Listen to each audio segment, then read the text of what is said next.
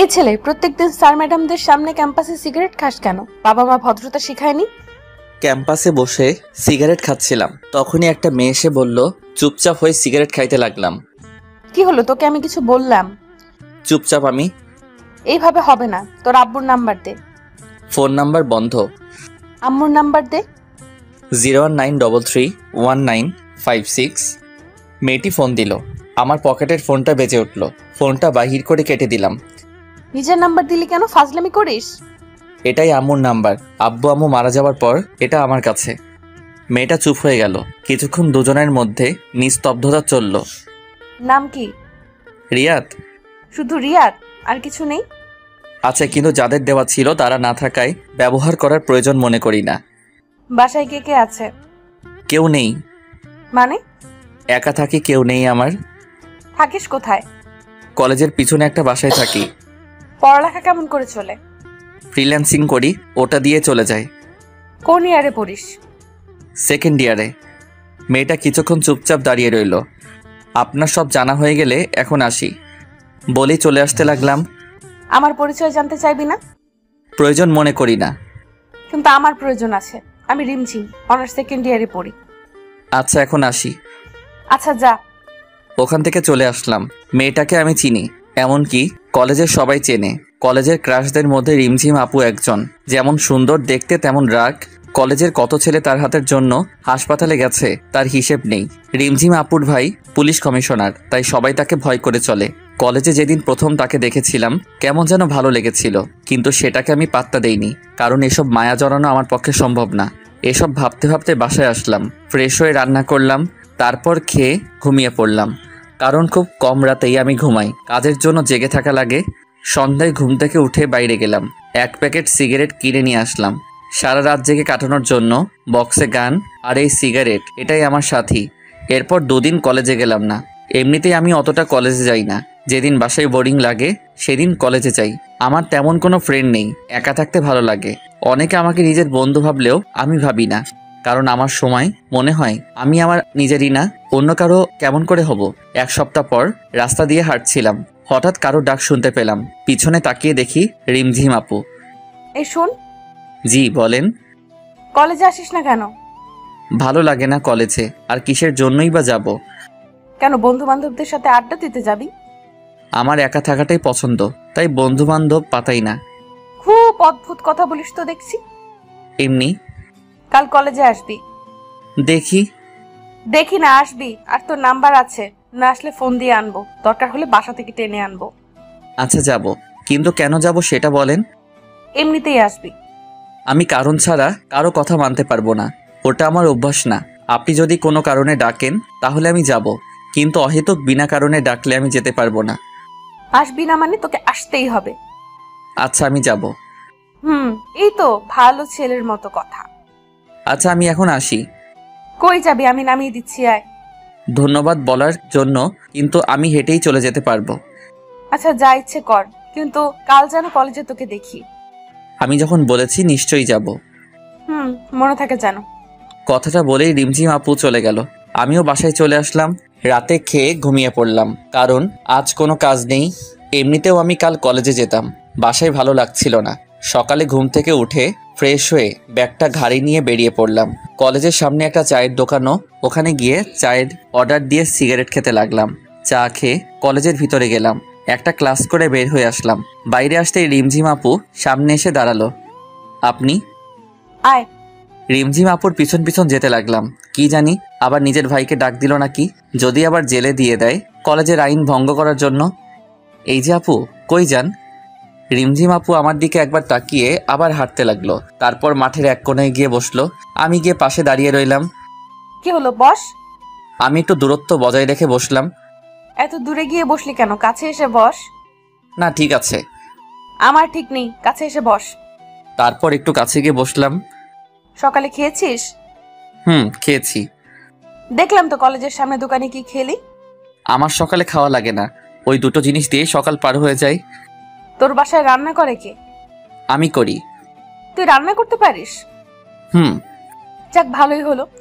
কেন বলুন তো? আমি তো রান্না করতে পারি না। তাতে ভালোর কি হলো? অত তোকে বুঝতে হবে না। তারপর দুজনে কিছুক্ষণ চুপচাপ রইলাম। আচ্ছা, তুই এমন এলোমেলো থাকিস কেন? এলোমেলো থাকাটাই ভালো লাগে। কার জন্য গুছিয়ে থাকবো? তোর কথার মধ্যে কোনো রসকস নেই। সকলের মন জোগানো কথা আমি বলতে পারি না, তাই হয়তো সবার আমার কথা ভালো লাগে না। আচ্ছা বাদ দে, চল। কোথায়? সকাল থেকে কিছু খাইনি, ক্ষুধা লাগছে, চল কিছু খেয়ে আসি। আপনি যান, আমি বাসায় যাব। আমি বাসায় নামিয়ে দিয়ে আসবো, এখন চল। না, আমার খিদে নেই। আর একটা কথা বললে তোর খবর আছে। তারপর রিমঝিম আপুর হাত ধরে টানতে টানতে ওর গাড়িতে নিয়ে গেল। গাড়ি চালিয়ে একটা বড় রেস্টুরেন্ট আসলো। দুজনে ভিতরে গেলাম। কি খাবি বল? আমি কিছু খাবো না। মেজাজ খারাপ করবি না বলে দিলাম। আমি কিছু না বলে চুপচাপ বসে রইলাম। রিমঝিম আপু নিজেই খাবারের অর্ডার দিল। কিছুক্ষণ পর খাবার চলে আসলো। আমি শুধু খাবার নাড়াচাড়া করতে লাগলাম, কারণ খাওয়ার কোনো ইচ্ছেই আমার নেই। সেটা হয়তো রিমঝিম আপুর চোখে পড়ছে। রিমঝিম আপু আমার দিকে রাগী লুক নিয়ে তাকালো। কি হলো, খাচ্ছিস না কেন? ইচ্ছে নেই। ইচ্ছে নেই কেন? জানি না। তারপর রিমঝিম আপু আমার কাছে এসে আমার মুখের সামনে খাবার ধরলো। নে, খেয়ে নে। করুণা করছেন? করুণার কি দেখলি? যা করছেন সবই তো করুণা। না হলে একদিনে চেনা জানাই আপনি আমাকে এখানে খাওয়াইতে নিয়ে আসতেন না। এটা করুণা ছাড়া কি? রিমঝিম আপু রাগ করে সব খাবারে পানি ঢেলে দিল। চল, খেতে হবে না তোকে। বিল দিয়ে আমার হাত ধরে টানতে টানতে বাইরে নিয়ে আসলো। বাসায় চলে যা। আমি কিছু না বলে ওখান থেকে হাঁটতে ধরলাম। কি মেয়ে রে বাবা, নিজেই ডাকলো আবার নিজেই তাড়িয়ে দিল। বড় লোক তো, তাই মনে হয় অন্যের জীবন নিয়ে চিন্তা করে না, শুধু নিজের মর্জিতে সবাইকে চালাতে চায়। কি জন্য যে কলেজে আসলাম মনে মনে ভাবলাম আমি। ভালো লাগছিল না, তাই আর বাসায় গেলাম না। 2টা সিগারেট কিনে নদীর পাড়ে গিয়ে বসলাম। সিগারেট ধরিয়ে গাছের নিচে বসে নদীর পানি চলাচল দেখতে লাগলাম। একটু পর ফোনটা বেজে উঠল। Unknown number. ফোনটা রিসিভ করলাম। ফোনটা রিসিভ করার পর ওপাশ থেকে একটা মেইলি কণ্ঠ শুনতে পেলাম। কথা শুনে বুঝতে পারলাম রিমঝিম আপু। কই আছিস? কে আপনি? কই আছিস সেটা বল, এসে দেখাচ্ছি আমি কে। নদীর ধারের গাছের নিচে বসে আছি। দাঁড়া, আমি আসছি, কোথাও যাবি না। প্রায় 10 মিনিট পর রিমঝিম আপু আসলো। এখানে কি করিস? বসে আছি। কেন বলুন তো? তোর হাতে ওটা কি? কই, কিছুই তো নয়। সত্যি বল, হাতে কি? সিগারেট। আপু সিগারেটটা নিয়ে ফেলে দিল আমার হাত থেকে। আজকের পর থেকেও যেন আমার সামনে সিগারেট খাওয়া না দেখি। কিছু না বলে চুপ করে রইলাম, বসে রইলাম। বাসায় যাবি না? বাসায় গিয়ে কি করব? বাসায় গিয়ে নাচবি, আর কি করবি? আমার বাসায় যেতে ইচ্ছে করছে না। আপু আমার পাশে বসে পড়লো, তারপর বলল, সরি তখন তোকে রাগ দেখানোর জন্য। এসব কথা বাদ দেন তো, অভ্যাস আছে, আমি কিছু মনে করিনি। আসলে তুই তখন ওই কথাটা বলার পর মেজাজটা খুব খারাপ হয়ে গিয়েছিল। ভুল তো কিছু বলেছিলাম না। রিমঝিম আপু আমার দিকে তাকালো। কি বলবি আবার বল, কিন্তু এই কথাটা যেন তোর মুখে আর কোনোদিনও না শুনি, বুঝলি? বুঝলাম। আপনি বাসায় যাবেন না? যাব, কিন্তু এটা বল, তুই আমাকে আপনি করে বলিস কেন? তাহলে কি বলবো? তুমি করে বলবি। আপনি আমার সিনিয়র, আপনাকে আপনি বলে ডাকা আমার মনে হয় উচিত হবে। বলছি না আপনি বলবি না, কানে কথা যায় না তোর? রিমঝিম আপুর চিল্লানি শুনে বুকটা কেঁপে উঠল। খুব ভয় পেয়ে গিয়েছিলাম। আচ্ছা, ডাকবো না, আজ থেকে তুমি বলেই ডাকবো। মনে থাকে জানো। অনেকক্ষণ ধরে দুজনে চুপচাপ বসে রইলাম। নদীর ধারে হালকা বাতাস বইছে, খুব সুন্দর লাগছে। জানো রিমঝিম, আমার বাবা আমাকে ছোট থাকতে বিকেল করে প্রতিদিন এখানে ঘুরতে নিয়ে আসতেন আমাকে। মন খারাপ করিস না, দেখবি তোর সাথে এখন থেকে যা হবে সব ভালো হবে। হঠাৎ করে রিমঝিম আপু আমার কাঁধে মাথা রাখলো। ব্যাপারটা খুব অদ্ভুত লাগলো। আমি চুপ করে রইলাম। আজ থেকে কখনো নিজেকে একা মনে করবি না, এখন থেকে সব সময় আমাকে তোর পাশে পাবি, কথা দিলাম। আমি কিছু না বলে একটা মুচকি হাসলাম। আমার মুখের দিকে রিমঝিম আপু বলল, কি হলো, হাসছিস কেন? না, এমনি। চল এখন বাসায় যাব। চলো। রিমঝিম আপু আমাকে রাস্তার মোড়ে নামিয়ে দিয়ে চলে গেল। দোকান থেকে কিছু খাবার কিনে বাসায় গিয়ে ফ্রেশ হয়ে খেয়ে নিলাম। তারপর ল্যাপটপটা নিয়ে কাজ করতে লাগলাম। একটু পর ফোনটা বেজে উঠলো। ফোনটা ধরলাম। কি করিস এখন? এই তো ল্যাপটপে বসে কাজ করি। খেয়েছিস কিছু? খেয়েছি। ও ভালো, আচ্ছা রাখছি, কাল কলেজে আসবি কিন্তু। ওকে, আসবো। ফোনটা রেখে দিলাম। আমি আবার কালকে কলেজে যাব। যে প্যারা নিলাম, উদয় সেই প্যারা আবার নিতে যাব। কাজ শেষ করে আর বাইরে বের হলাম না, বাসায় কাটিয়ে দিলাম। রাতে রান্না করে খেয়ে নিজের কাজ করতে লাগলাম। সকালে ফোনটা বেজে উঠলো। ফোনের নাম্বার না দেখে কানের কাছে নিলাম। হ্যালো, কে বলছেন? কই রে তুই? বাসায় শুয়ে আছি। এখনো ঘুমাচ্ছিস? কয়টা বাজে খেয়াল আছে? কয়টা? 9টা বাজে। তাড়াতাড়ি কলেজে আয়। না, কলেজে যাব না, ভালো লাগছে না বলেই ফোনটা কেটে দিয়ে আবার ঘুমিয়ে পড়লাম। প্রায় 20 মিনিট পর কলিং বেলের শব্দ পেলাম। আমার বাসায় তো কেউ তেমন আসে না। ঘুম ঘুম চোখে গিয়ে দরজাটা খুলে দিয়ে চমকে গেলাম, কারণ রিমঝিম আপু দাঁড়িয়ে। আরে তুমি এখানে? তোকে না বলেছিলাম কলেজে আসতে? ভালো লাগছিল না, তাই যেতে চাচ্ছিলাম না। তুমি আমার বাসা চিনলে কিভাবে? কাল তোকে নামিয়ে দিয়েছিলাম যেখানে, ওই রাস্তা দিয়ে আসলাম। তারপর একটা লোককে জিজ্ঞেস করায় বলে দিল। তোমার এখানে আসাটা ঠিক হয়নি। লোকে কি ভাববে? আর আমি এখানে একা থাকি, বুঝতেও তো পারছো। অত বুঝে লাভ নেই, সর, ভেতরে যেতে দে। আমি কিছু বলার আগেই রিমঝিম আপু ভিতরে ঢুকে পড়লো। তোর বাসাটা তো খুব সুন্দর। আমার আব্বু এটা আমার জন্য রেখে গেছেন। ও ভালো, তাড়াতাড়ি রেডি হয়ে নে, একসাথে খাওয়া দাওয়া করবো। খাবার নিয়ে আসছি। আমি কিছু না বলে ফ্রেশ হতে চলে গেলাম, কারণ যত তাড়াতাড়ি সম্ভব তাকে এই বাসা থেকে বিদায় করতে হবে। আমার তো কিছু না, কিন্তু মানুষ তার নামে খারাপ কথা বলতে পারে। রেডি হয়ে এসে দেখি রিমঝিম আপু খাবার নিয়ে বসে আছে। দুজনে বসে খেয়ে নিলাম। আপু শুধু বকবক করেই যাচ্ছে, আর আমি ভাবতেছি কখন সেখান থেকে যাবে। তাড়াতাড়ি খাওয়া শেষ করলাম। এখন চল তো আমার সাথে। কোথায় যাব? কাজী অফিস। আজ তোকে বিয়ে করব। কি বলছো এসব? তোমার মাথা ঠিক আছে? আমাকে বিয়ে করবি না কেন? আমি কি দেখতে খারাপ? না, সেটা না, কিন্তু তোমার সাথে আমার যায় না। তাই নাকি? কিন্তু আমি যে তোকে বিয়ে করব। রিমঝিম আপুর কথাগুলো শুনে চোখ আকাশে, একভাবে তার দিকে তাকিয়ে আছি। আরে ভেবাচাকা খেয়ে গেলি নাকি? আমি তো মজা করছিলাম তোর সাথে। আপুর কথা শুনে কিছুটা স্বস্তি পেলাম। কই যাবে এখন? আজ তোকে গুছিয়ে আনবো। মানে বুঝলাম না। মানে তোর ওই চুলের ডালা কাটতে হবে। খারাপ লাগছে দেখতে তোকে। লাগবে না, আমি এরকমই ঠিক আছি। আর একবার লাগবে না বললে থাপ্পড় মেরে গাল লাল করে দেব। আপুর কথা শুনে চুপ হয়ে গেলাম। তারপর দুজনে বেরিয়ে পড়লাম। রিমঝিম আপু গাড়ি চালাচ্ছে আর আমি চুপচাপ বসে আছি। কি হলো? চুপচাপ বসে আছিস যে, কিছু তো বল। কি বলবো? রিমঝিম আপু সেলুনে নিয়ে গিয়ে আমার চুলের স্টাইল করিয়ে দিল। তারপর দুজনে শপিং মলে গেলাম। এখানে কেন আসছো? শপিং করব। ও আচ্ছা, কি কিনবেন? আবার আপনি বলিস? সরি, আসলে আমার আপনি বলাটাই বেশি ভালো লাগে। আরেকবার বলে দেখিস, দাঁত ভেঙে দেব। আচ্ছা বাদ দাও তো, কি কিনবা তাড়াতাড়ি কিনো। আমি নিজের জন্য কিনবো, কে বললো? তোর জন্য কিনবো। আমার জামা কাপড়েও কিনবে কেন? এমনি আমার ইচ্ছা হয়েছে তাই। কিন্তু আমার কিছু লাগবে না। বেশি কথা বলবি না। তারপর রিমঝিম আপু নিজে পছন্দ করে শার্ট প্যান্ট কিনলো। আমি গিয়ে বিল দিয়ে দিলাম। রিমঝিম আপু বিল দিতে গিয়ে ঘুরে আসলো। তোকে বিল দিতে কে বলছে? আমার জিনিস, তাই আমি বিল দিলাম। কেন, আমি কি বলছি তোকে টাকা দিতে? না, এমনি দিলাম।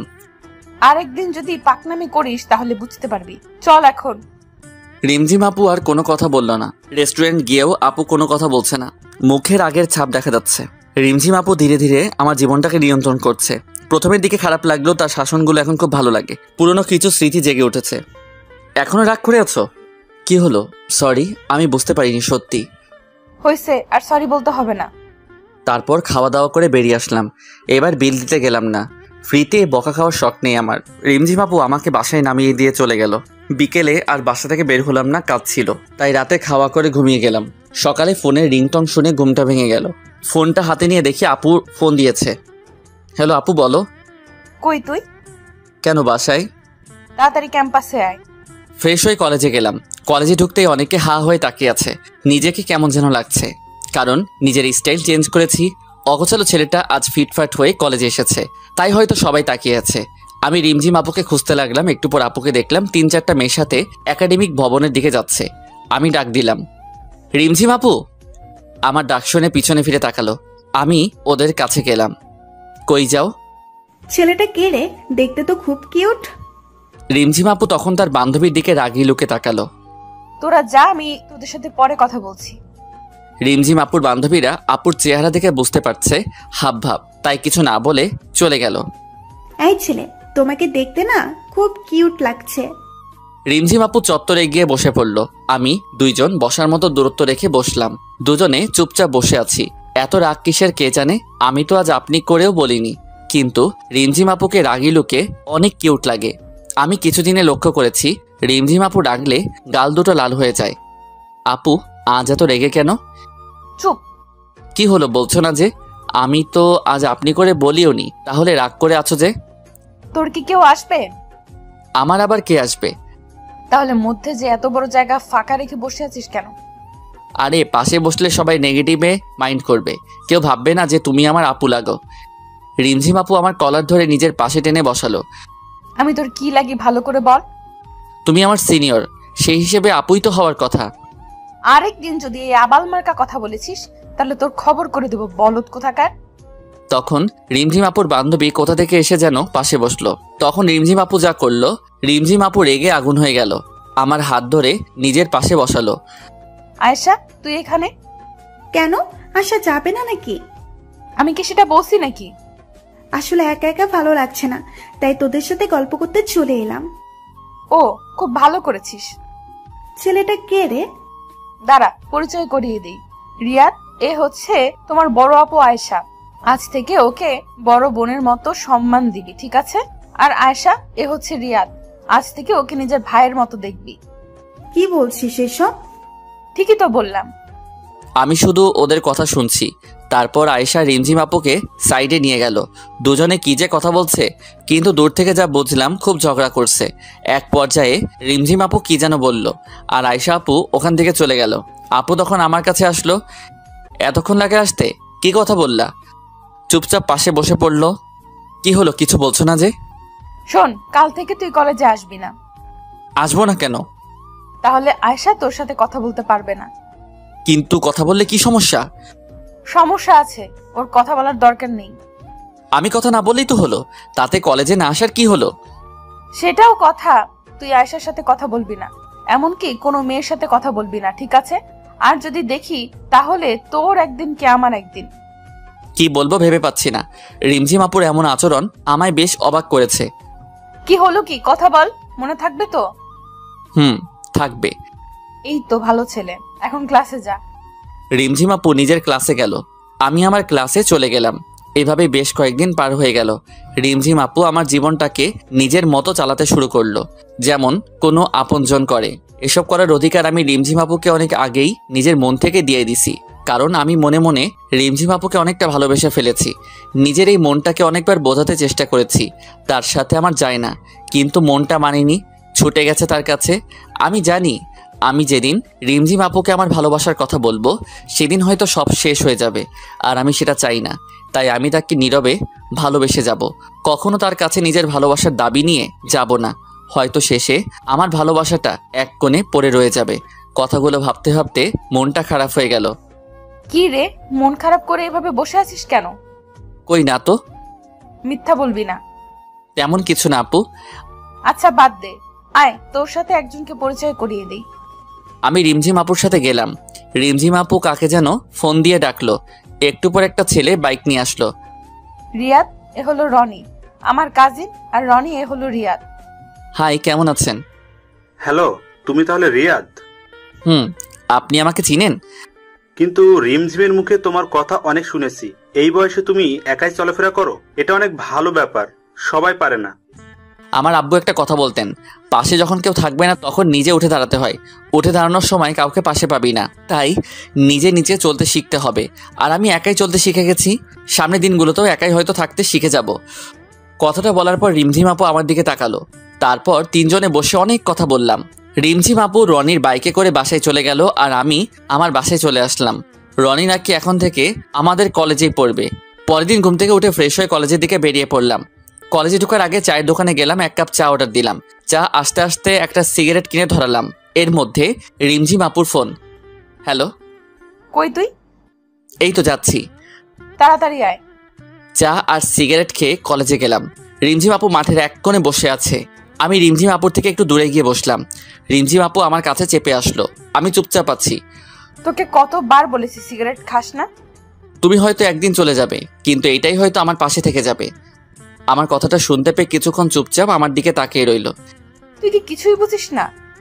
কেন, কি আবার বুঝলাম না? কিছু না। রিমঝিম আপু মন খারাপ করে বসে রইল। আমি চুপচাপ তার মায়াবী মুখটা দেখতে লাগলাম। তারপর আপু উঠে কিছু না বলে চলে যেতে লাগলো। আমি পিছন থেকে ডাক দিলাম, কিন্তু শুনলো না। নিজের গাড়িতে গিয়ে বসলো। আমি গাড়ির সাইডে দাঁড়িয়ে রইলাম। কিছুক্ষণ পরে গাড়ির গ্লাস খুললো, চোখ দুটো লাল হয়ে আছে। উঠ, বাসায় নামিয়ে দেই। আমি উঠে বসলাম। রিমঝিম আপু আমাকে নামিয়ে দিয়ে চলে গেল। অন্যদিন আসার সময় হাজারটা কথা বলবে, কিন্তু আজ একটাও কথা বললো না। এরপর কাজের চাপে এক সপ্তাহ কলেজে যাওয়া হলো না। এক সপ্তাহ পর কলেজে গিয়ে দেখলাম রিমঝিম আপু আর রনি বসে আছে। দুজনে বসে আছে আর হেসে হেসে কথা বলছে। আজ রিমঝিম আপু কলেজে আসলো, তবুও একবার ফোন দিল না। খুব অবাক হলাম। এই কয়েকদিন অনেকবার দেখা করতে বলেছে, কিন্তু এই এক সপ্তাহে প্রায় সারাদিন ল্যাপটপ নিয়ে বসে থাকতে হয়েছে। অনেক বড় একটা ক্লায়েন্ট পাওয়ায় কাজ অনেক বেশি ছিল। আমি ভাবলাম হয়তো ভাবছে আমি কলেজে আসবো না, তবুও একটা ফোন তো দিতে পারতো। আমি ওদের না দেখার ভান করে ক্লাসে যেতে লাগলাম। তখন পিছন থেকে রিমঝিম আপু ডাক দিল। আমি ওদের কাছে গেলাম। কেমন আছিস? ভালো আপু, তুমি? ভালো, বস এখানে। ওদের থেকে একটু দূরত্ব বজায় রেখে বসলাম। ওরা দুজনে কথা বলছে, আমি চুপচাপ ফোন টিপতেছি। এর মাঝে রিমঝিম আপু আমার সাথে একটা কথা বলেনি। ব্যাপারটা খুব খারাপ লাগলো। অন্যদিন কলেজে না আসলে ডেকে এনে ঘন্টার পর ঘন্টা কথা বলতো, আর আজ পাশে বসে আছি তাও মুখ ফুটে একটা কথা বলছে না। এক সপ্তাহে এতটা বদল। তোমরা একটু কথা বলো, আমি স্যারের সাথে কথা বলে আসি। রিমঝিম আপু উঠে চলে গেল। জানো রিয়াদ, রিমঝিমের মতো মেয়ে পাওয়া ভাগ্যের ব্যাপার। মানে বুঝলাম না। তুমি জানো না, রিমঝিম আর আমার বিয়ে ঠিক হয়ে আছে। আমাদের পরীক্ষা শেষ হলে বিয়ে দেওয়া হবে। রনির কথাটা শুনে বুকের ভেতরটা কেমন যেন করতে লাগলো। চোখ মুখ অন্ধকার হয়ে গেল। জানতাম এমন কিছু হবে, কিন্তু এত তাড়াতাড়ি হবে তা বুঝতে পারিনি। খুব খারাপ লাগছিল। কি করব বুঝতে পারছি না। এক নিমিষে মনে হয় সব শেষ হয়ে গেল। মনে হয় রনির কথাগুলো কোনো স্বপ্ন। কি হলো রিয়াদ, তুমি ঠিক আছো তো? এমন অস্থির লাগছে কেন তোমাকে? কই, আমি তো ঠিক আছি। না, মনে হচ্ছে খুব অস্থির হয়ে আছো। আসলে বাসায় যেতে হবে তাড়াতাড়ি, তাই একটু তাড়াহুড়োয় আছি। ও আচ্ছা। আচ্ছা আমি চলে যাই। রিমঝিম আপু আসলে বলে দিয়েন আমি চলে গেছি। এখনই চলে যাবে? রিমঝিম আসুক। না, একটা বড় ক্লায়েন্ট নক দেওয়ার কথা আছে, আমাকে যেতেই হবে। আচ্ছা তাহলে যাও। আমি ওখান থেকে বাসায় চলে আসলাম। বাসায় এসে আব্বু আম্মুর ছবিটা হাতে নিয়ে বসে পড়লাম। খুব মিস করছি তাদেরকে। আজ কেন তোমরা আমাকে এত তাড়াতাড়ি ছেড়ে চলে গেলে? আমার মতো অবাকা হয়তো খুব কমই আছে। ভালোবাসার মানুষগুলো সব একে একে ছেড়ে চলে যায়। প্রথমে তোমরা চলে গেলে, এখন রিমঝিম আপু। আম্মু জানো, আমি না রিমঝিম আপুকে খুব ভালোবাসি। রিমঝিম আপুর সাথে থাকলে তোমার কথা খুব মনে পড়ে। রিমঝিম আপু একদম তোমার মতো শাসন করে। তুমি যেমন আমাকে খাইয়ে দিতে, রিমঝিম আপুও আমাকে মাঝে মাঝে খাইয়ে দিত। কোনো ভুল করলে বকা দিত। তুমি যেমন আমাকে একা করে ছেড়ে গেলে, সেও চলে যাবে একদিন। কিন্তু আম্মু জানো কি, আমি না ওকে ভুলতে পারবো না। তোমাদের যেমন আমি কোনোদিন ভুলতে পারবো না, তেমনি তাকেও আমি কোনোদিন ভুলতে পারবো না। আমি কি করব তোমরাই বলো। খুব কষ্ট হচ্ছে আমার। বুকের ভেতরটা পুড়ে ছারখার হয়ে যাচ্ছে। শুধু তার কথাই মনে পড়ছে। আম্মু আব্বুর ছবি জড়িয়ে ধরে কান্না করতে করতে ঘুমিয়ে পড়লাম। মাঝরাতে ঘুম ভাঙলো। ঘুম ভাঙার পরে মনে হলো ঘটে যাওয়া ঘটনাগুলো স্বপ্ন ছিল, কিন্তু পরে বুঝতে পারলাম কিছুই মিথ্যে না। শুধু আজ আমার ভালোবাসাটা মিথ্যে হয়ে গেল। চাপা পড়ে গেল কষ্টের মাঝে। ঘুম থেকে উঠে যখন বুঝতে পারলাম যে প্রিয় মানুষটা আর আপনার জীবনের অংশ হবে না, তখন যন্ত্রণার সীমানা থাকে না। তখন ইচ্ছে করে হয়তো আর ঘুম হয় না। সিগারেটের প্যাকেটটা নিয়ে জানালার পাশে গিয়ে বসলাম। আজ চাঁদের আলোটাও কেমন যেন ফ্যাকাশে মনে হচ্ছে। যে করেই হোক এই কষ্ট থেকে আমাকে সামলে উঠতে হবে। জীবনে অনেক কষ্ট পেয়েছি, আর কষ্ট নিতে পারতো না। সিগারেট ধরিয়ে বসে রইলাম। একসময় লক্ষ্য করলাম সিগারেটের ফিল্টারটা ভিজে গেছে। তারপর চোখে হাত দিয়ে দেখি চোখ দিয়ে পানি পড়ছে। হাতটা কাঁপছে। জোরে জোরে কান্না করতে লাগলাম। আম্মু বলতো কান্না করলে বুকটা হালকা লাগে। আজ খুব একা লাগছে। সারা রাত কান্না করলাম। কিছুটা হলেও বুঝতে পারলাম যে দুনিয়ায় কেউ কারো নয়, একা থাকাটাই ভালো। যত কারো প্রতি মায়া বাড়াবেন তত কষ্ট পেতে হবে। প্রায় এক সপ্তাহ লাগলো রিমঝিম আপুর মায়াটা কিছুটা কাটিয়ে উঠতে। তারপরেও তার সামনে গেলে নিজেকে আটকে রাখতে পারবো কিনা জানি না। তাই আর কলেজে যাব না ঠিক করলাম। এভাবে 10 দিন কেটে গেল। ফোনটাও অফ করে রেখে দিছি, যাতে কেউ ফোন দিতে পারে না। এখনো রাতে ঘুমাতে পারি না, তাই ঘুমের ওষুধ কিনে রাখছি। ঘুমের ওষুধ খেয়ে রাতটা পার হয়ে যায়। আর দিনের বেলা সিগারেট তো আছেই। এই 10 দিনে সিগারেট খাওয়াটা একটু বেড়ে গেছে। সকালে ঘুম থেকে উঠে একটা সিগারেট ধরিয়ে সেটা শেষ করে ব্রাশ করে বাইরে বের হলাম। নাস্তা করে বাসায় গেলাম। গিয়ে কাজ করতে লাগলাম। এই 10 দিনে কাজ একদম করা হয়নি। নিজের 1 বছর চলার মতো যথেষ্ট টাকা আছে। আর আব্বু আম্মু চলে যাওয়ার আগে যা রেখে গেছে তাতে আমার সারা জীবন চলে যাবে। তারপরও ফ্রিল্যান্সিং করি। সিগারেট খেতে খেতে কাজ করতে লাগলাম। একটু পর দরজার বেল কে যেন বাজালো। দরজা খুলে দিতেই সামনে দেখে রিমঝিম আপু দাঁড়িয়ে হাত উঠালো মারার জন্য। তারপর কি যেন ভেবে হাতটা নামিয়ে নিল। চোখের নিচে কালো দাগ পড়ে গেছে। কেমন আছিস? ভালো আপু, তুমি? ভালো। কেমন শুকিয়ে গেছিস? খাওয়া দাওয়া করিস কি না? আসলে কাজের চাপে খাওয়ার কথা মনেই থাকে না। ও, আমি তো ভাবছিলাম। কি ভাবছিলা? কিছু না, ভেতরে আসতে বলবি না? হ্যাঁ আসো। রিমঝিম আপু ভিতরে এসে চারদিকে তাকালো। এটা বাসা নাকি সিগারেটের দোকান, যেখানে সেখানে সিগারেটের প্যাকেট আর এত গন্ধ কেন? আসলে অনেক দিন ধরে পরিষ্কার করা হয়নি তো। ও, আজকেই এগুলো সাফ করব, চল। কি বলছো আপু? তোমার হবু বর দেখলে আমাকে মেরে ফেলবে। হবু বর মানে? রনি ভাই আমাকে সব বলেছেন যে তোমাদের বিয়ে ঠিক হয়ে আছে। তুই কথাটা শুনে খুব খুশি হয়েছিস না? অবশ্যই, কাজের চাপে তোমাকে শুভেচ্ছা জানানো তো কথা মনেই নেই। এখন বলছি, অনেক অনেক শুভেচ্ছা। রনি ভাইয়ের মতো একজন মানুষ জীবন সাথী হিসেবে পাওয়া খুব ভাগ্যের ব্যাপার। চল আমার সাথে, আজ কলেজে যাবি। আমি কলেজে গিয়ে কি করব? কলেজে গিয়ে আমার কেউ নেই। কার সাথে আড্ডা দিব বলো? কেউ নেই। আমার জানা মতে তো কেউ নেই। তুমি যাও। রনি ভাই হয়তো তোমার জন্য অপেক্ষা করে আছে কলেজে। দেরি করে গেলে হয়তো অভিমান করতে পারে। আমার কথাটা শুনে রিমঝিম আপুর মুখটা শুকিয়ে গেল। কিছু না বলেই চলে গেল। আমি একটা সিগারেট ধরিয়ে ওখানে বসে পড়লাম। মাথাটা খুব ব্যথা করতেছে। সন্ধ্যার দিকে ব্রিজে গিয়ে বসলাম। ব্রিজের রেলিংয়ে বসে আছি। তখন সামনের দিক থেকে কেউ একজন ডাক দিল। গাড়ি চলাচল করায় ভালোভাবে দেখতে পারছিলাম না। গাড়িগুলো সরে যাওয়ার পর দেখলাম একটা মেয়ে আমার দিকে আসছে। কেমন আছো? ভালো, কিন্তু আপনাকে চিনলাম না। কিন্তু আমি তোমাকে চিনি। কেমন করে? তুমি আমার ক্লাসমেট, তোমাকে চিনবো না? ও, কিন্তু আমি আপনাকে চিনলাম না। আমি দিশা। ও, কলেজে আসো না কেন আর? ভালো লাগে না। কাল থেকে আসবে, মনে থাকে যেন। দেখি। দেখি না, আসতেই হবে। তোমার নাম্বারটা দাও। কেন? দিতে বলছি, দাও। ফোন বের করার সাথে সাথে রিমঝিম আপুর ফোন। হ্যালো।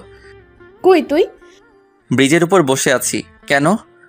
দরকার আছে, ওইখানেই থাক, আমি আসছি। বলেই রিমঝিম আপু ফোনটা কেটে দিল। তারপর দিশাকে নাম্বার দিয়ে ওর সাথে কথা বলছিলাম। কথা বলার ইচ্ছে করছিল না, কিন্তু মুখের উপর কেমন করে চলে যেতে বলি।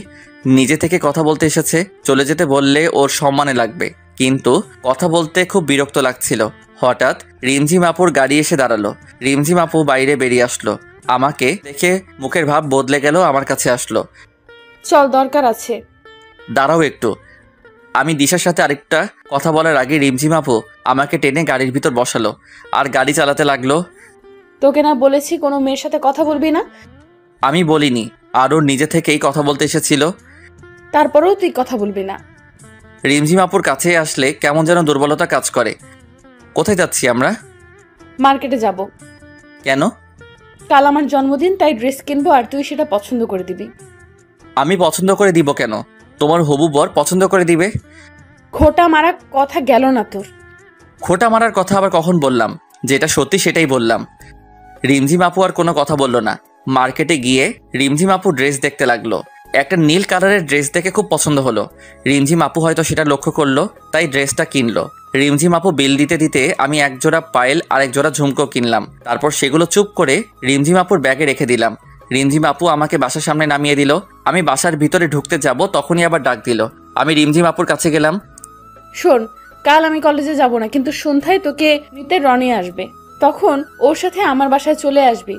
আর তুই না আসলে কাল সত্যি তোর কপালে মাইর পড়বে। কথাটা বলার পরেই রিমঝিম আপু চলে গেল। পরের দিন সকালে ঘুম থেকে উঠে কলেজে গেলাম না। গিফট তো রিমঝিম আপুকে দিয়েই রেখেছি, তাই যাওয়ার কোনো প্রয়োজন হয় না। আর আমি ওর কাছে গিয়ে মায়া বাড়াতে চাই না। যতটা সম্ভব দূরে থাকতে হবে। আমি জানি রিমঝিম আপু গাড়ি পাঠাবে আমাকে, কিন্তু আমি যাব না। তাই সন্ধ্যা লাগতে বাইরের থেকে গেট লাগিয়ে দিয়ে পিছনের একটা ছোট দরজা আছে, ওটাতে বাসায় ঢুকলাম। রাতে যে কেউ আসলে বুঝতে না পারে আমি বাসায় আছি।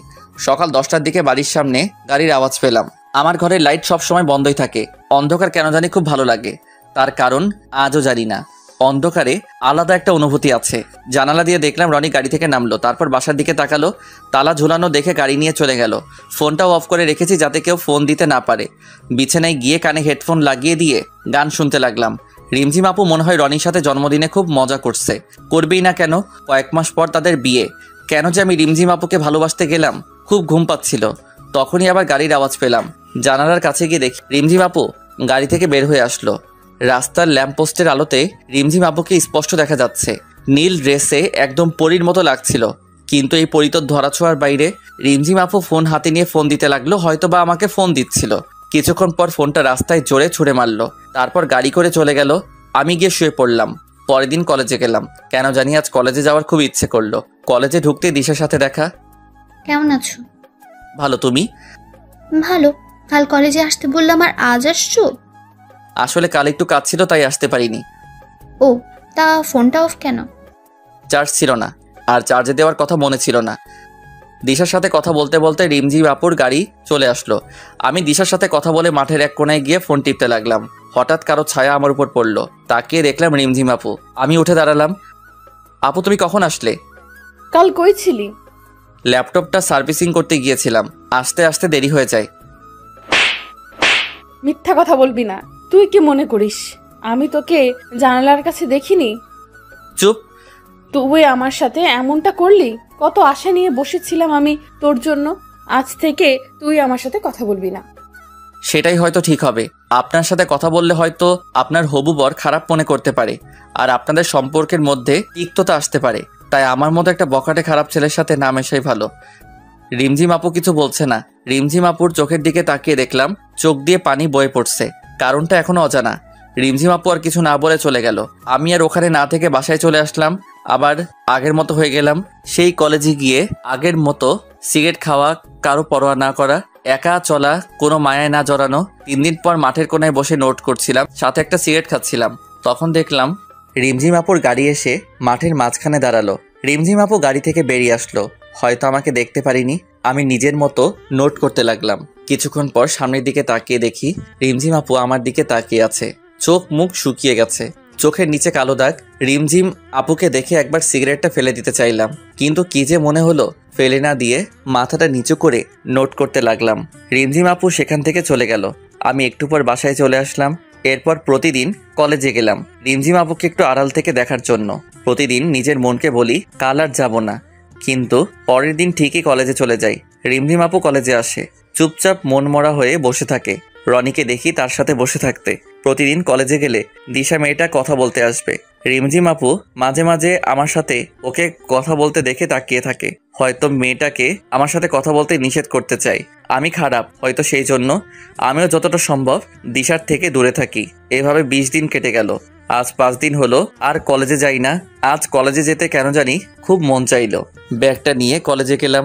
কলেজে গিয়ে চোখ দুটো কাকে জানি খুঁজছিল, কিন্তু তাকে খুঁজে পাচ্ছিল না। কলেজের চত্বরে বসেছিলাম।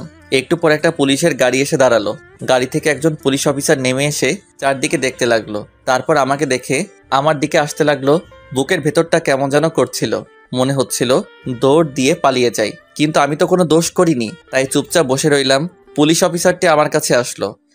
তোমার নাম রিয়াদ? জি স্যার। তোমাকে আমার সাথে যেতে হবে, চলো। কিন্তু কেন? আর আপনি কে? আমি রিমঝিমের ভাইয়া। ও, কিন্তু কেন যাব? গেলেই বুঝতে পারবে। কিন্তু কোথায়? আমাদের বাসায়। আচ্ছা চলুন। রিমঝিম আপুকে দেখার খুব ইচ্ছে করছিল, আর মনে মনে খুব ভয় হচ্ছিল। রিমঝিম আপু কি এমন করলো যে রিমঝিম আপুর ভাই আমাকে তাদের বাসায় নিয়ে যাচ্ছে? কিছুক্ষণ পর রিমঝিম আপুদের বাসায় গিয়ে পৌঁছালাম। বাসার ভিতরে গেলাম। রিমঝিম আপুর ভাইয়া আমাকে বসতে বলে কোথায় যেন গেলেন। আমি সোফায় বসে রইলাম। কিছুক্ষণ পর 2 জন মহিলা আসলেন। একটু পর রিমঝিম আপুর ভাইয়া আর একজন লোক উপর থেকে নেমে আসলেন। হয়তো মহিলাদের মধ্যে একজন রিমঝিম আপুর মা আর আরেকজন ভাবি, আর রিমঝিম আপুর ভাইয়ের সাথে লোকটি হয়তো তার বাবা। সবাই আমার সামনে বসলেন। আমি ভয় কুকড়ে মুকড়ে যাচ্ছিলাম। তাহলে তুমি রিয়াদ? জি, কিন্তু আপনারা আমাকে চিনেন কেমন করে? রিমঝিম বলেছে, এমনকি তোমার ব্যাপারে সব জানি আমরা। তুমি কি জানো যেদিন তুমি রিমঝিমের বার্থডেতে আসোনি সেদিন ও বাসার সব জিনিসপত্র ভেঙে ফেলে। এত রাগ? তোমার কথা ও প্রতিদিন আমাদের কাছে এসে বলতো। আমার মেয়েটা জীবনে যা কিছু চেয়েছে তাই এনে দিয়েছি, কিন্তু শেষমেশ যা চাইলো তা আমার এনে দেওয়ার ক্ষমতা নেই। কি চেয়েছে আপু? শুধু তোমাকে চেয়েছে। আমাকে মানে? শুধু তোমাকে। আমার মেয়েটা যে তোমাকে পাগলের মতো ভালোবাসে, ও যখন আমাকে এসে বলল যে ও তোমাকে ভালোবাসে, তখন ওর চোখে মুখে হাসি খুশি দেখে আমি বেশ অবাক হই, কারণ আমি এতটা খুশি ওকে কখনোই দেখিনি। তোমার সাথে কিছুদিন আগে ঝগড়া হয়, বাসায় এসে কান্নাকাটি করে, ভালো মতো খাওয়া দাওয়া করে না, শুধু বলে রিয়াদকে এনে দাও, দয়া করে আমাদের ফিরিয়ে দিও না, আমার মেয়েটা তোমাকে ছাড়া যে মরে যাবে। আরে কি করছেন আপনি? আমার গুরুজন, আপনার মাথা নত করার শোভা পায় না, কিন্তু আমার মতো একটা অনাথ ছেলের কাছে আপনার মেয়ে দিবেন? আরেকবার ভেবে দেখুন। আমার মেয়ের খুশিতেই আমরা খুশি। আচ্ছা, আপনারা যা ভালো বোঝেন, কিন্তু রিমঝিম আপু কোথায়? উপরে আছে, যাও, প্রথম রুমটাই ওর। রিমঝিম আপু রুমে গেলাম, দরজা খোলাই আছে কিন্তু জানালা সব বন্ধ। ঘরের ভিতরটা কেমন অন্ধকার হয়ে আছে। রিমঝিম আপু ঘুমিয়ে আছে, চোখের নিচে কালো দাগ পড়ে গেছে, সারা রাত হয়তো ঘুমায় না। আমি চুপচাপ গিয়ে রিমঝিম আপুর পাশে শুয়ে পড়লাম। একটু পর রিমঝিম আপুর ঘুমটা ভেঙে গেল, আমার দিকে একভাবে তাকিয়ে আছে। কিছু বলতে যাবে তার আগে রিমঝিম আপুর গোলাপি ঠোঁট দুটোর সাথে আমার ঠোঁট এক করে দিলাম। রিমঝিম আপু ছটফট করতে লাগলো, কিন্তু আমি ছাড়বার পাত্র নই। কিছুক্ষণ পর রিমঝিম আপু চুপচাপ হয়ে গেল, তখন রিমঝিম আপুকে ছেড়ে দিলাম। রিমঝিম আপুকে ছেড়ে দেওয়ার সাথে সাথে ঠাস। তোর সাহস কেমন করে হয় আমাকে কিস করার? আর তুই এখানে কি করছিস? কি হলো, কথা বলছিস না কেন? এখানে কি করছিস? আমার বউয়ের কাছে আমি আসছি। কার কি বউ মানে? বউ মানে বউ? আমি কারো বউ না। ও, তাহলে তুমি আমাকে ভালোবাসো না? না, আমি রনিকে ভালোবাসি। কি মেয়েরে বাবা, এত রাগ আর অভিমান? ও আচ্ছা ঠিক আছে, আমি তো ভাবছিলাম তুমি আমাকে ভালোবাসো, কিন্তু তুমি যখন আমাকে ভালোবাসো না তাহলে কি আর করার। আমি দিশার যাই, মেয়েটা কি ভালো রাগ করে না? প্রতিদিন একটা করে কিস দেয়। কি বললি? দিশা তোকে কিস দেয়? এত বড় সাহস ওর? তুমি রাগ করছো কেন? তুমি তো আমাকে ভালোবাসো না। রিমঝিম আপু আমার চোখের দিকে তাকিয়ে আছে, কিছু বলছে না। তারপর উল্টো দিক হয়ে শুয়ে পড়লো।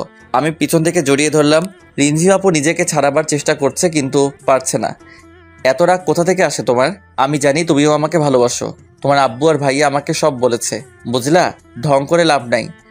রিমঝিম আপুকে ছেড়ে দিলাম। কি হলো, কথা বলবা না? ঠিক আছে, আমি চলে যাচ্ছি। রিমঝিম আপু আমার দিকে ঘুরে আমাকে জড়িয়ে ধরলো। খুব ভালোবাসি তোকে, নিজের থেকেও বেশি। কেন বুঝিস না তুই? তুমি তো আমাকে বলছিলা তোমার আর রনির বিয়ে ঠিক হয়ে গেছে। সেটা তো তোর মুখ থেকে শোনার জন্য যে তুই আমাকে ভালোবাসিস। ওটা শুধু একটা নাটক ছিল। জানো, যেদিন রনি আমাকে বলল যে তোমাদের বিয়ে ঠিক হয়ে গেছে, সেদিন মনে হচ্ছিল সারা জীবনের জন্য কিছু একটা হারিয়ে যাচ্ছে। খুব কষ্ট হয়েছিল সেদিন। তাহলে বললি না কেন? যদি তুমি ছেড়ে চলে যেতে। রিমঝিম আপু আমাকে আরো শক্ত করে জড়িয়ে ধরলো। কোনো দিন তোকে যেতে দেব না, তুই চাইলেও না। ও তাই বুঝি? তাই। আব্বু কি বলল? তোমার আমার বিয়ে ঠিক করছে। সত্যি? এখন একটা কিস দাও। না, বিয়ের পর দেব। ঠিক আছে, আমি দিশার কাছে যাই। ওর ঠোঁট দুটো কি মিষ্টি। কি বললি?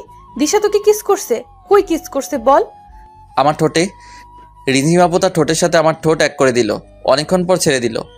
তোর ঠোঁটে শুধু আমার ছোঁয়া থাকবে, আর কারো না। আর ওই মেয়েকে আজ আমি জেলে দেব। আরে আরে, আমি তো মিথ্যা বলছি, দিশার সাথে আমার কিছুই হয়নি। কুত্তা বাদর, আমাকে কষ্ট দিয়ে ভালো লাগে তোর, তাই না? আরে আপু, আমি আবার কি করলাম? আপু কাকে বললি? সরি, আর বলবো না। মনে থাকে জানো। এখন উঠো, চলো। খাওয়া দাওয়া তো মনে হয় করনি। শরীরের কি অবস্থা করেছো? না, উঠবো না, এভাবেই শুয়ে থাকবো। আচ্ছা, তুমি শুয়ে থাকো, আমি নিচে থেকে খাবার নিয়ে আসছি। লাগবে না, চুপচাপ শুয়ে থাক। রিমঝিম আমাকে জড়িয়ে ধরে শুয়ে আছে, আর আমি পুরনো কথাগুলো মনে করে হাসতেছি। কি থেকে কি হয়ে গেল। সময় বড় অদ্ভুত, কার কপালে কি লেখা আছে কেউ বলতে পারে না। আর কতক্ষণ শুয়ে থাকবা? এবার তো উঠো। বললাম তো উঠবো না। আমি রিমঝিম আপুকে নিজের থেকে ছাড়িয়ে নিলাম। তারপর রিমঝিম আপুকে কোলে তুলে নিয়ে নিচে নিয়ে আসলাম। কেউ দেখার আগে নামিয়ে দিলাম। কিছু খেয়ে নাও। পারবো না খেতে, খাইয়ে দে। আচ্ছা দাঁড়াও। আমি রিমঝিম আপুর আম্মুকে ডাক দিলাম। একটু পর তিনি আসলেন, তারপর খাবার বেড়ে দিলেন। রিমঝিম আপু রুমে চলে গেছে। আমি খাবার নিয়ে এসে রুমে আসলাম। রিমঝিম বসে আছে। কি হলো, চলে আসলা যে? এমনি খাইয়ে দাও। আমি রিমঝিম আপুকে খাইয়ে দিলাম। খাওয়া শেষ করে রিমঝিম আপুকে নিয়ে বাইরে ঘুরতে বের হলাম। আজ আমি খুব খুশি, কিন্তু আব্বু আম্মু থাকলে আরো ভালো হতো। সন্ধ্যায় রিমঝিম আপুকে বাসায় রেখে চলে আসতাম। পরের দিন সকালে রিমঝিম আপু ফোন দিয়ে তাদের বাসায় ডাকলো। যাওয়ার পর দেখি সবাই বসে আছে। রিয়াদ, রিমঝিম চাইছে তোমাদের বিয়েটা কালকেই হোক। কিন্তু আঙ্কেল এত তাড়াতাড়ি, আর আমি তো এখনো পড়ালেখা করি। সেটা আমি ওকে বললাম, আগে তুমি পাস করো, একটা চাকরি করো, কিন্তু ও কিছুতেই মানতে চাচ্ছে না। আঙ্কেল, এটা নয় যে রিমঝিম আপুকে বিয়ে করার পর আমি তাকে ভালোভাবে রাখতে পারবো না। আমার আব্বু আম্মু যা রেখে গেছে তাতে আমি সারা জীবন বসে খেলেও শেষ হবে না। কিন্তু আমি এখন বিয়ে করতে চাচ্ছি না। তখন রিমঝিম আপু সাইডে রাখা ফুলদানিটা ছুঁড়ে মারলো দেওয়ালে। আমি যখন বলছি কাল বিয়ে হবে, তার মানে কালকেই বিয়ে হবে। আর বিয়ে না হলে আমি কিছু একটা করে ফেলবো, আর তার দায়ী তোমরা হবে। কথাটা বলে রিমঝিম আপু উপরে চলে গেল। সবাই চুপচাপ হয়ে গেল। আচ্ছা আঙ্কেল, আপনি বিয়ের ব্যবস্থা করুন।